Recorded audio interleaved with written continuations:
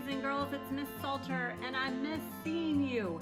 What a crazy time we have going right now, and I just feel like that I need to interact with you somehow.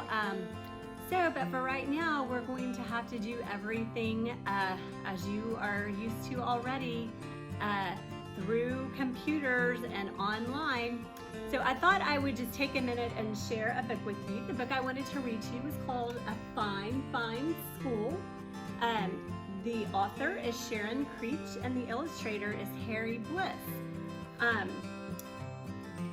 Of course, I think that Stewart Creek is a fine, fine school, and even though we're not having school the way we normally do, we're still a fine group of people that make up our school. So let's go ahead and get started reading. Mr. Keene was a principal who loved his school. Every morning he strolled down the hallway and saw the children in their classes. He saw them learning shapes and colors and numbers and letters. He saw them reading and writing and drawing and painting. He saw them making dinosaurs and forts and pyramids. Oh, he would say, aren't these fine children? Aren't these fine teachers? Isn't this a fine, fine school? There are the pictures for you.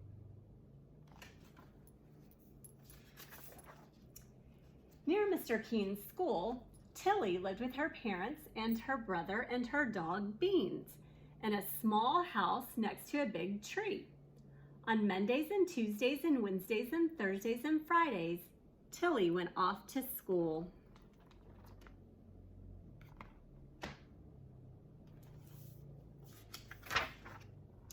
At school, Tilly learned her shapes and colors and numbers and letters. Sometimes when she saw Mr. Keene standing in the hall, he waved. Aren't these fine children, he said to himself. Aren't these fine teachers? Isn't this a fine, fine school? On the weekends, Saturday and Sunday, Tilly climbed her favorite tree, and she took Beans on walks and threw him sticks, and she pushed her brother on a swing and tried to teach him how to skip.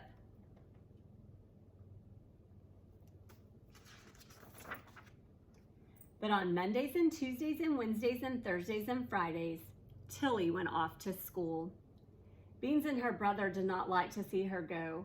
Hurry, hurry, hurry home, her brother called. One day, Mr. Keene called all the students and teachers together and said, "This is such a fine, fine school. I love this school.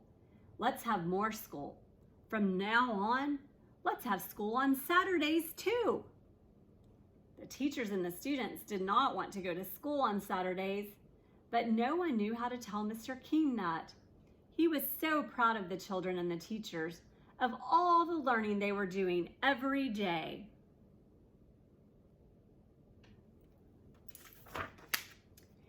And so that Saturday, Tilly set off for school.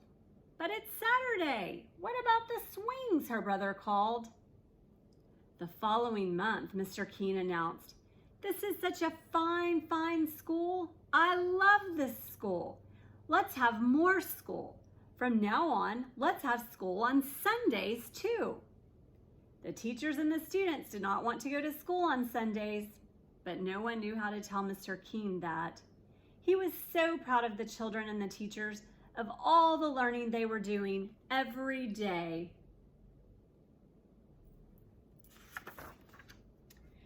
And so that Sunday, Tilly set off for school.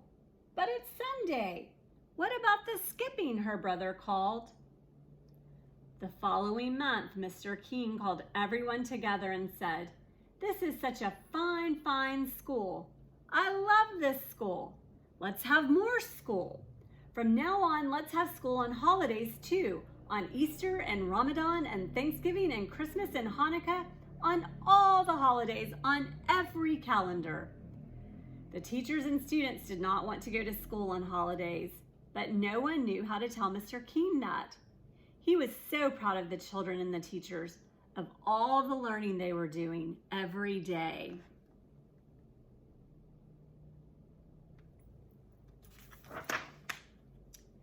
And so on Christmas, Tilly set off for school. "But it's Christmas. What about Christmas? Her brother called. Guess what happens next?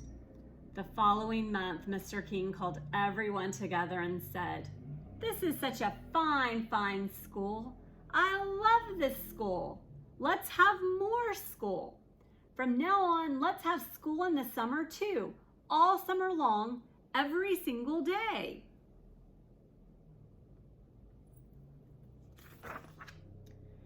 "How much we will learn," he said. "We can learn everything. We will learn all about numbers and letters and colors and shapes, the Romans, the Egyptians, and the Greeks. We will learn about dinosaurs and castles and everything. We will learn everything."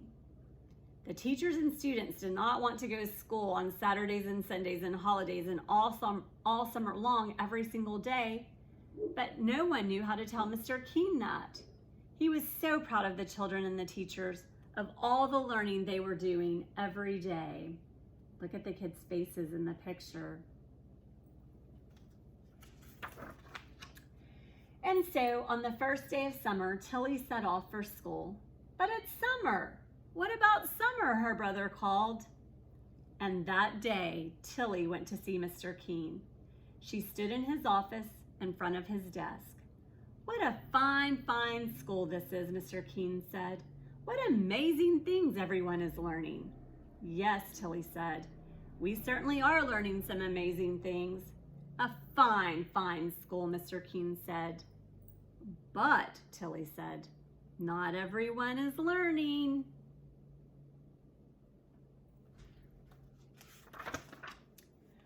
"What?" Mr. King said. He looked very worried. Who isn't learning?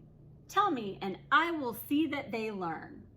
"My dog Beans hasn't learned how to sit," Tilly said, "and he hasn't learned how to jump over the creek." "Oh," Mr. King said. "And my little brother hasn't learned how to swing or skip." "Oh," Mr. King said. "And she said. "But you go to school," Mr. King said, "to our fine, fine school." "True," Tilly said, "but I haven't learned how to climb very high in my tree, and I haven't learned how to sit in my tree for a whole hour." "Oh," Mr. King said. That day, Mr. King walked up and down the halls, looking at the children and the teachers. Up and down he walked, up and down, up and down.